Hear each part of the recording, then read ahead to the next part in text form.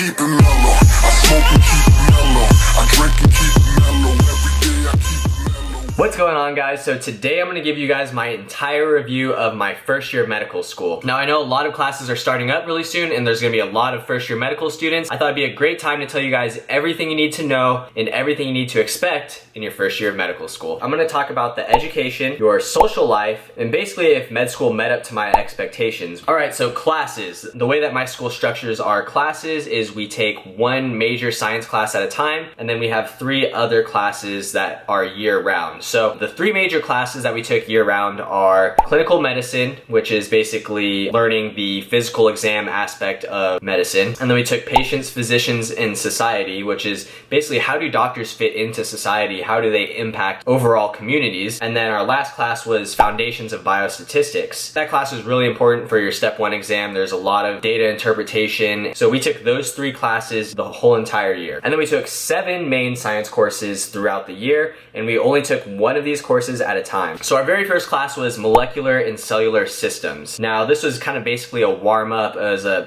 basic biology. We did a lot of genetics, a lot of genetic diseases, and this was just to get our minds going, get us ready for medical school. Our next class we took was human structure, and this was basically anatomy, but instead of memorizing all of the bones, muscles, arteries, veins, and nerves, we were tested in a clinical setting. Basically all of our questions were clinical vignettes, and then we had to answer the relevant anatomy for those questions. And then our last class was principles of pharmacology, physiology, and pathology. It was like a big introduction onto those 3 subjects and how they all interrelate. So we had one fall break during that fall semester, and then we had Thanksgiving break off. We got Tuesday, Wednesday, Thursday, Friday, and then that weekend off. We started our winter break December 16th. So a really standard semester-based schedule if you compare it to undergrad. We started at August 15th and then ended at December 16th. Winter break is a little bit shorter, and we started our first class January 3rd, and that was immunology, microbiology, and integument, or your skin. Just a general introduction and overview of immunology and microbiology. And then after that is when we kind of really started our systems-based courses, which is basically you learn an entire organ system and everything that has to do with it, and all the physiology, all the pharmacology, all the anatomy again. So you really hammer in that one organ system at a time so you don't have to go back and review it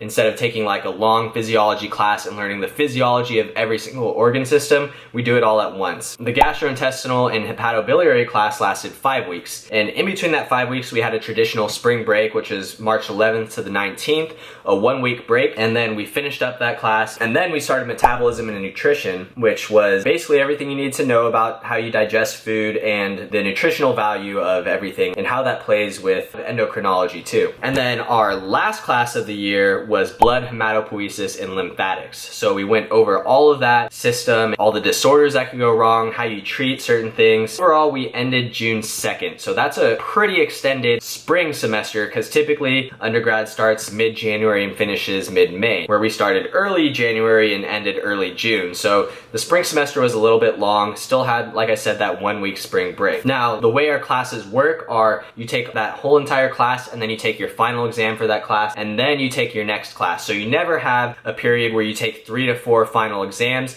It's always one final exam at a time. At the end of the year, we took a Clin Med final and a PPS final, and then we took our blood hematopoiesis and lymphatics final all within about 2 weeks. So it wasn't really like bunched together too much, but we did have a period where we kind of had 3 final exams within relatively close time periods. Now the grading's really important. A lot of people ask this. Most schools do this. Not every school is the same, but our first 2 years we have pass, fail, and honors, and passing is 70%, fails anything below that, and then honors is 95% and above. This isn't too important, but it does factor into your class ranking, which does get reported to residencies. So it kind of is important, but it's not the main deciding factor of going into residency. Now, what makes these classes different than undergrad classes?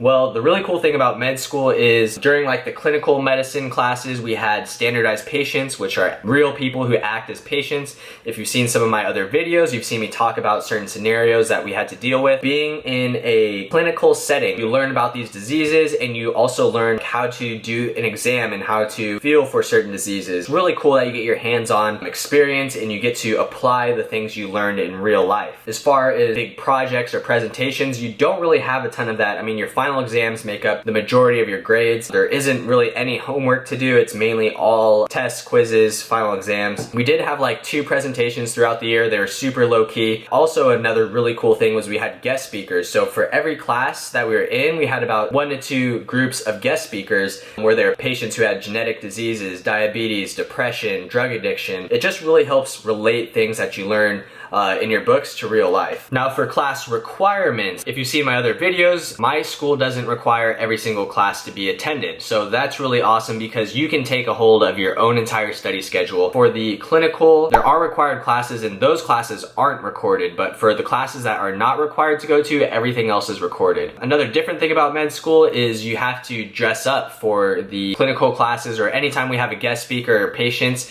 we always have to dress up. So you gotta put on your slacks, your dress shirt, put on your tie and your white coat, or you gotta put on your professional dress and wear nice shoes. You just have to look the part. You know, they want us thinking as like physicians and they want us acting like physicians. So that's something a little bit different about med school than undergrad. Now, as far as your classes go, all of our classes are in one building. So we don't have to go like from one side of campus, walk all the way to the other side of the campus within only 10 minutes. There's nothing where you really have to rush from point A to point B, and that eliminates stress between going to classes if you decide to go to classes. As far as like school material, everything that you need is provided to you. You might decide to purchase a few things on the side, but for the most part, everything you need for strictly your class prep is given to you. That's pretty much it for the classes. Now I'm going to talk about the social life of med school. I get a lot of questions about my social life. You know, how do I have time to balance studying and have a relationship and work out and hang out with friends? A lot of people worry that when you're in medical school, you're gonna be studying 24/7, have no social life, and that's absolutely not true. As far as balancing a relationship goes, you do have to have a significant other that is really understanding of the time commitment medical school requires, because you're gonna be sitting at a desk studying multiple hours a day, and if they cannot respect that, then things might not work out. But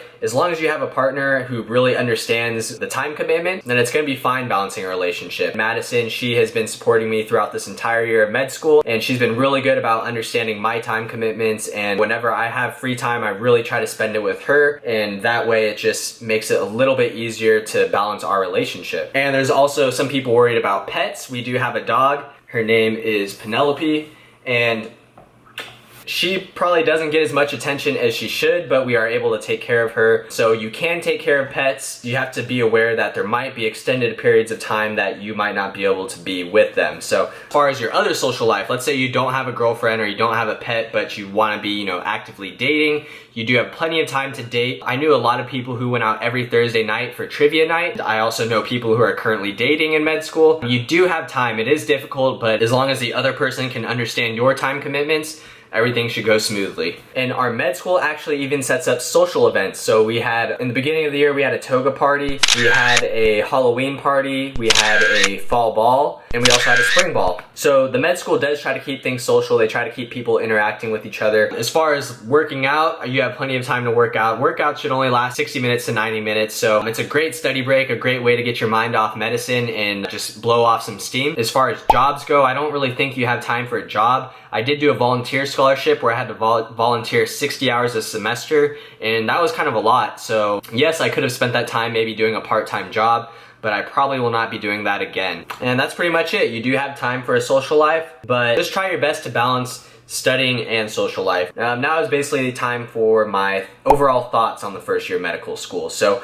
I thought medical school was gonna be really hard. I thought I was going to be struggling just to pass, but I actually did a lot better than that. Where I thought I would be chasing for C's, I was actually chasing for A's. So that was actually a pleasant surprise. I'm not saying it was easy, but I didn't think I was gonna be able to shoot for A's. Med school really isn't as difficult of material as you think, but it does require a lot of time. As far as like all the clinical stuff, I really wasn't expecting to be dealing with patients that much your first year. Yes, they are fake or standardized patients, but it was still really cool to have that aspect of my education in the very first year of med school. That's pretty much it for today's video. I hope you guys enjoyed it. I hope you guys got a really good insight into my entire first year of medical school. It's going to be the most interesting education you've gone through so far in your life if you're a first year medical student. So look forward to it. It's an awesome time. It is the easiest year of your education. Enjoy your first year of med school. I hope you guys enjoyed today's video, and I hope you guys enjoy the rest of the vlog.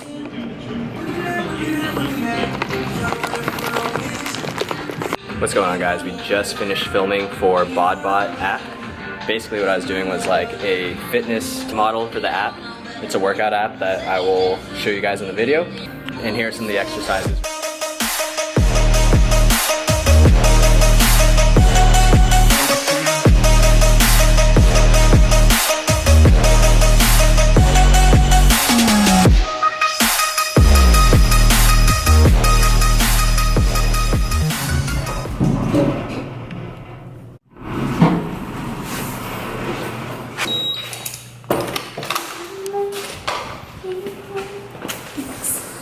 Alright, it's the next day. I just had my Ghost aminos and did some cardio. And now I've got to get to work because I have a ton of stuff to do. What? What's on your lip? What is that? Madison's here making us breakfast. We got turkey sausage here, and then these are Kodiak protein pancakes. Down. Roll over. Bang. Is that good? This isn't zero carb, but it's pretty close. 6 grams of carbs per serving.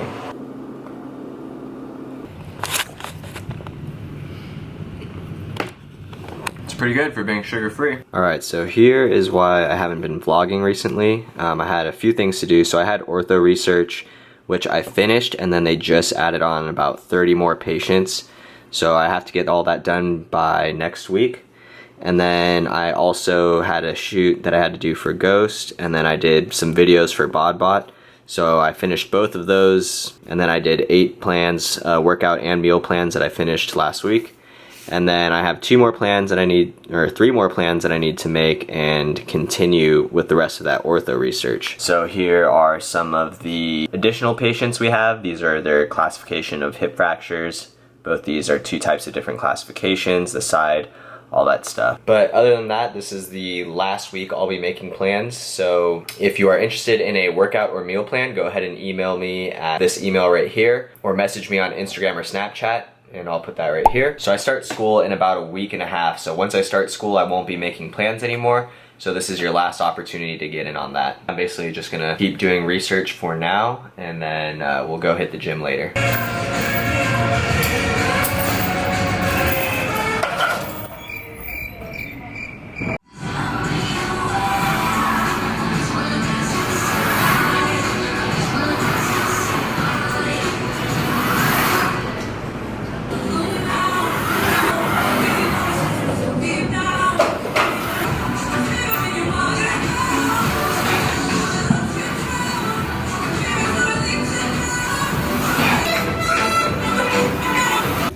Post-workout snack, and now we are getting donuts. Try one. I already did. And try another one. Are they good? They're really delicious.